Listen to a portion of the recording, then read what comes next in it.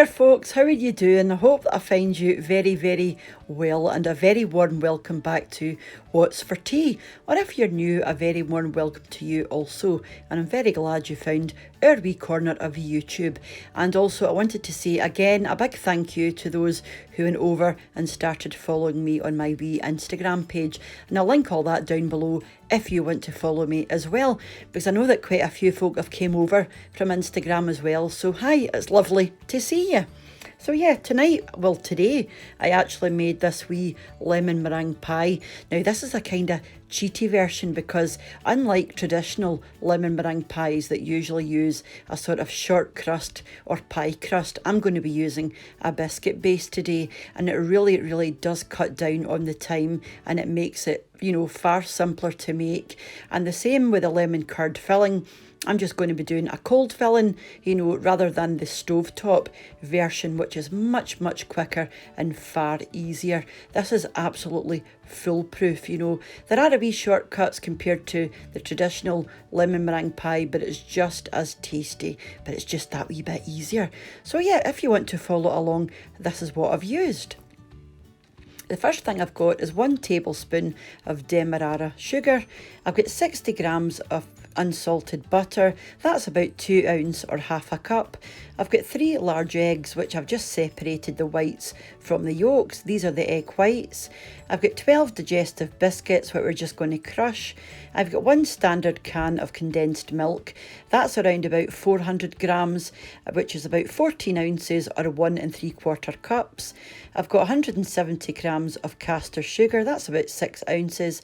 I've got 3 large egg yolks. Again, like I said, I just separated the eggs from, you know, the yolks from the whites, because we're going to be using the yolks for one thing and the whites for the meringue. I'm using the juice of 2 large lemons and the zest of the same 2 large lemons. Yep, so let's move on and see what's next. So the first thing we're going to do is the biscuit base. I mean, it's ultra simple. It's basically just biscuits and butter. And this is the tin that I'm using.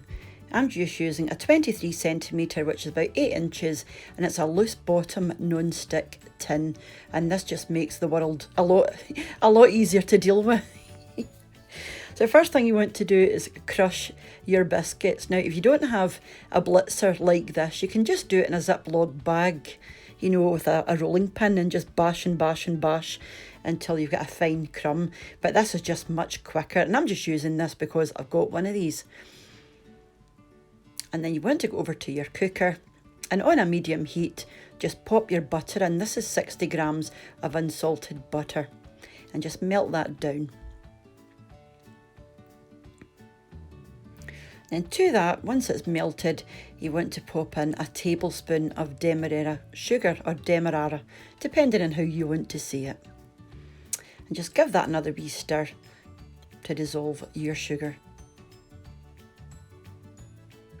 And once you're happy, you can pop in your biscuit crumbs. And just stir that until your butter is thoroughly combined into your breadcrumbs. Now, don't worry if you think it's looking very dry, just keep stirring and it will come together. If you feel as though it's too dry, you can pop another wee bit of butter in, but you don't want this too buttery, because it'll just go soggy and very greasy. So I wouldn't go above 70 grams of butter. Like I said, I've used 60, but you could go up another, you know, you could go up to 70 if you like. But any more than that, you're going to end up with a soggy bottom. And we don't want that. At least I don't. So once you're happy, you can pop your mixture into your tin. And then using a spoon, you just want to press it into your base and up the sides. Now, this is the only fiddly part you'll find with this recipe. It does take quite a few minutes to finish this properly. Just make sure it's well, you know, it's well compacted and smoothed down. Just get it tight into the sides and the base. Just take your time over it, because like I said, this is the only thing that's going to, you know, take you a wee bit of time. Because this is going to be the foundation for your whole flan or your whole pie. Then once you're happy, just pop that into the fridge until you go on with your filling. So now we're moving on to the filling. So just grab yourself a bowl, and to that you want to pop in your condensed milk. Like I said, this is about 400 grams or just under. And then your 3 egg yolks. And just give that a good mix together. You're going to add your lemon zest and your lemon juice, and you will notice it's starting to thicken. It's like magic. It thickens before your eyes. And then your lemon juice, and it forms a sort of lemon curd in appearance. I mean, look at that, it's crazy.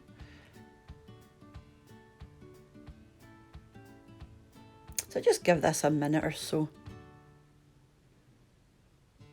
And once you're happy that it's thoroughly combined, you can just pop that into your chilled base. And then you want to pop this back into your fridge for about half an hour, and this will set quite quickly. Just make sure it's quite even on the top. So pop that into your fridge again, and you're going to start your meringue. Like I said, this really doesn't take that long to set. In fact, I'm saying half an hour, probably set in 20 minutes if I'm being honest. So into a glass or stainless steel bowl, you just want to pop your egg whites. Then you want to whisk these on a medium to high speed until you get a nice sort of dense foam. You don't want to use a plastic bowl for this, guys, because plastic can harbour grease and in the wee sort of cracks and scratches in a glass bowl, and that can really affect your meringue. So this glass bowl that I'm using doesn't actually fit the mixer, but I don't have a stainless steel bowl for the mixer. It's a plastic one that I've got, so I'm just using this glass bowl rather than the plastic one. So just gradually add in your caster sugar and keep whisking until your mixture goes lovely and glossy like this. And you've got lovely stiff peaks. This will take maybe about 5 minutes or over 5 minutes on a medium to high speed. Just like this. I mean, you can see the shine off of that. I mean, you move the bowl around, your peaks aren't moving. So this is perfect. As you can see, I mean, it's got a gorgeous glossy shine.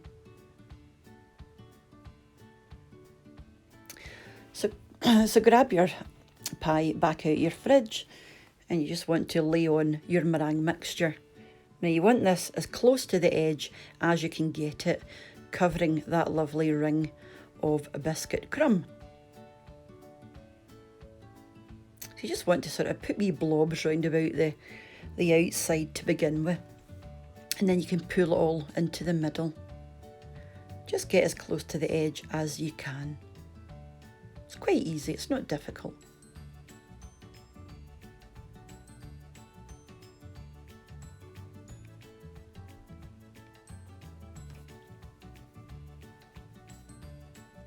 Just be careful when you're going round, the outside edge, that you're not bringing too many of your crumbs into the meringue. Because it'll still be quite loose at this stage, all your wee crumbs and things. And then you can just go all over with a fork or a knife or a spoon and just create wee peaks and, just any kind of wee design that you like. You can get carried away with this and be doing it for ages. I had to stop myself. So once you're happy, you just want to pop this into quite a low oven. So I've got gas mark 5, which is about 180, I think. And you want to give this 10 or 15 minutes. And this was mine. Now I actually got distracted. My phone went. So you don't actually want it quite as dark as this, but I think I just about got away with it. So I've just cut a slice out. I mean, I don't actually like meringue because it's full of eggs. So Mr. What's for Tea had a slice after his tea, and he absolutely loved it. He said it was perfect. So just ignore the wee black bits on the top there. But if you're doing it, I mean, it's up to you. If you like it that colour, give it the full 15, 20 minutes, but keep an eye on it, because ideally you don't want quite as much colour on there. So that was it. Super simple, like I said, but just keep an eye on it at the end.